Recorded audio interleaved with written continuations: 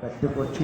পাশাপাশি আমি ধর্ম সম্বন্ধে অত্যন্ত অনভিজ্ঞ, আমি কিছু বলা আমার পক্ষে সম্ভব নয়। মাওলানা সাহেব ইতিমধ্যে চলে এসছেন, তার বক্তব্য আমরা হয়তো শুনব, কিন্তু আমি এইটুকু শুধু বলছি যে ইসলাম এমন একটি ধর্ম যে ধর্ম কিন্তু একটি কথা বলে, সে কথাটি হচ্ছে যে আমরা ইসলামকে শান্তির ধর্ম হিসাবে জানি।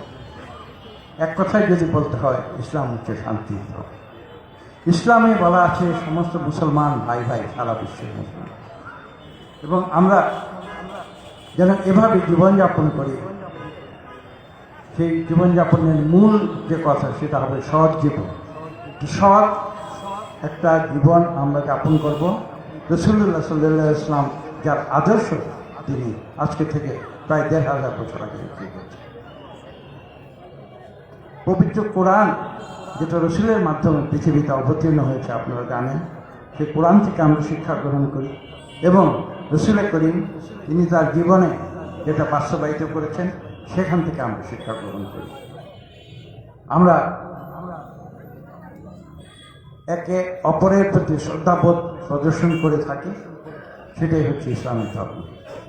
এবং ইসলাম এমন একটি ধর্ম যে ধর্ম কোনোদিন অন্য কোনো মানুষের বিরুদ্ধে কিন্তু কোনোদিন কোনো কথা বলে না, এবং সেখান থেকে আমাদের শিক্ষা গ্রহণ করা উচিত।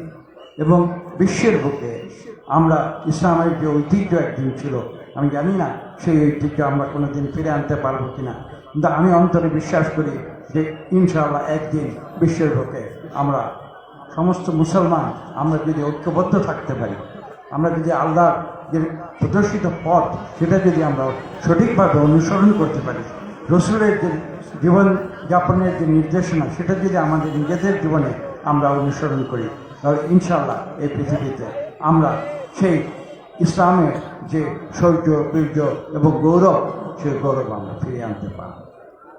একটি জিনিস মনে রাখবেন, ইসলাম কেবলমাত্র বিশ্বব্যাপী একটি ধর্ম নয়, ইসলাম কিন্তু ব্যক্তি জীবনেও একটি ধর্ম। আমাদের নিজেদের জীবনে যদি ইসলামের নির্দেশ আমরা পালন করি, আমাদের পরিবার প্রথমে, তারপরে আমাদের পাড়া প্রতিবেশী, তারপরে আমাদের এলাকাবাসী এবং আমাদের দেশবাসী, আমরা সবাই যদি ইসলামের যে নির্দেশগুলি সেই নির্দেশগুলি যদি সঠিকভাবে পালন করি, সৎ পথে জীবনযাপন করি, একে অপরের প্রতি শ্রদ্ধাবোধ প্রদর্শন করি, কারো কোনো ক্ষতি না করি, কারোর কুচ্ছা না করি, এবং আমরা মহান আল্লাহ তাআলার কাছে যদি আমরা ফরিয়াদ করি, যদি কেউ কোনো আমরা ভুল করে ফেলি আল্লাহর কাছে যদি ক্ষমা প্রার্থনা করি, এবং আমরা আমাদের ইসলামের যে নির্দেশ সেই নির্দেশ যদি সঠিকভাবে পালন করি, আমি বিশ্বাস করি ইহ দুনিয়াতে এবং পর দুনিয়াতে উভয় দুনিয়াতে আমরা শান্তি খুঁজে পাব। আমি বক্তব্য দীর্ঘ করব না, আমি মাওলানা সাহেবের কাছে একটি ফরিয়াদ করব, আপনি আমাদের জন্য খাস করে একটু দোয়া করবেন।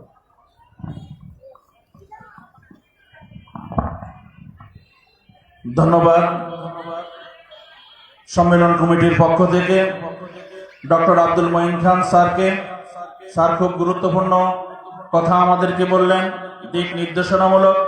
আল্লাহ পাক যেন সকলকে আমলের লাইনে আগে বাড়ার তৌফিক দান করেন, বলি আমিন।